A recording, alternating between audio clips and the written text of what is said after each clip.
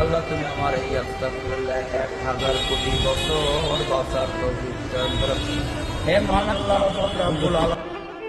বাঁচতে চেয়েছিলেন অনেক বছর, মোনাজাতে হাত তুলে সৃষ্টিকর্তার কাছে প্রার্থনা করেছিলেন 1000 কোটি বছর বাঁচার তৌফিক দান করো। হে মহান আল্লাহ রাব্বুল আলামিন, দুনিয়াতে যত বালা মুসিবত আপনি রহমতের ভিতরে দেবেন। আল্লাহ আজকের এই যে দোকানদার বলছি, এই দোকানদার অত্যন্ত ভালো মানুষ ছিল, আপনার দিনের কাজ করতে গেছে।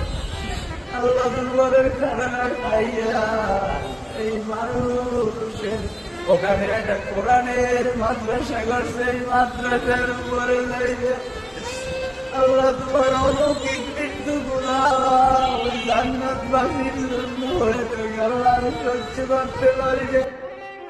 কে জানতো দীর্ঘায়ু লাভের আশায় কান্না করা ব্যক্তিটি অকালেই চলে যাবেন না ফেরার দেশে। চুরির অপবাদ দিয়ে একদল শিক্ষার্থী পিটিয়ে হত্যা করবে তোফাজ্জলকে।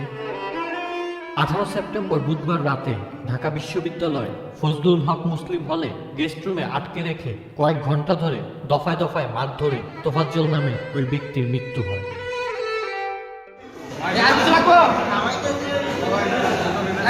রাতে হলের ক্যান্টিনে বসিয়ে তাকে ভাতও খাওয়ানো হয়, এরপর আবারও মারধর করা হয়। মারধরের এক পর্যায়ে অসুস্থ হয়ে পড়লে তাকে শিক্ষার্থীরাই ঢাকা মেডিকেল কলেজ হাসপাতালে নিয়ে যায়। সেখানে চিকিৎসকরা তাকে মৃত ঘোষণা করেন। এর পরপরই লাশ রেখে শিক্ষার্থীরা হাসপাতাল থেকে যে যার মতো সরে পড়ে। তবে চোর সন্দেহে পিটিয়ে হত্যার ঘটনাটি সামাজিক যোগাযোগ মাধ্যমে ছড়িয়ে পড়লে তীব্র প্রতিক্রিয়া সৃষ্টি হয়। এমনকি নিহত তোফাজ্জল একজন মানসিক ভারসাম্যহীন বলেও জানা যায়। বিশ্ববিদ্যালয় কেন্দ্রিক ফেসবুক গ্রুপ ও নিজেদের ব্যক্তিগত প্রোফাইলে দেওয়া বিভিন্ন পোস্টে শিক্ষার্থীদের অনেকেই বিচার বহির্ভূত এই হত্যাকাণ্ডের বিচার ও দোষী ব্যক্তিদের দৃষ্টান্তমূলক শাস্তি দাবি করে।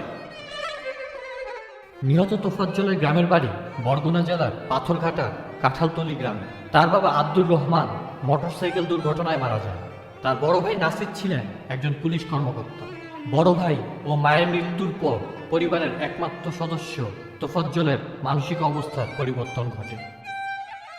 আসাদুল ইসলাম আকিব, চ্যানেল।